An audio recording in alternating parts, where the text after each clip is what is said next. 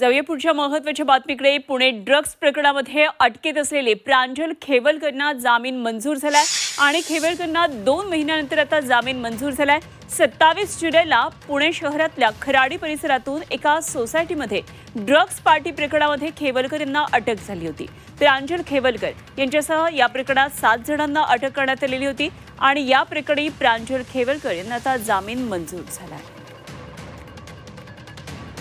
प्रांजल खेवलकर यांना ड्रग बाळगल्याच्या प्रकरणी सेवन केल्याप्रकरणी अटक करण्यात आली होती, परंतु आज त्या ठिकाणी त्यांना जामीन मिळाला। त्यांच्याबरोबर साऱ्यांना ज्या ठिकाणी जामीन मिळाला त्या ठिकाणी असं लक्षात येत आहे की त्यांनी कुठलंही ड्रग सेवन केलेलं नव्हतं किंवा बाळगलं नव्हतं, तरी त्यांना खोट्या आरोपाखाली या ठिकाणी रेव पार्टी केली म्हणून सांगण्यात आलं।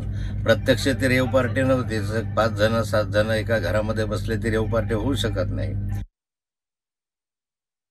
कुठल्याही प्रकारचं कॉन्ट्राबँड जप्त झालेलं नाही आहे, त्यामुळे अशा सिच्युएशनमध्ये आम्ही जामीन अर्ज मांडला होता, तो ग्राह्य धरून मेहरबान न्यायालयाने तो अलाउड केलेला आहे। काय ग्राउंड आहेत बेलचे ग्राउंड हेच घेतले। आम्ही सांगितलं की आमच्याकडं काही हे नव्हतं, कॉन्ट्राबँड आम्ही सेवन केलेलं नव्हतं, आमच्याकडनं सीज झालेलं नव्हतं, बार नाही आहे आणि आता तपास पूर्ण झालेला आहे, further custody is not required.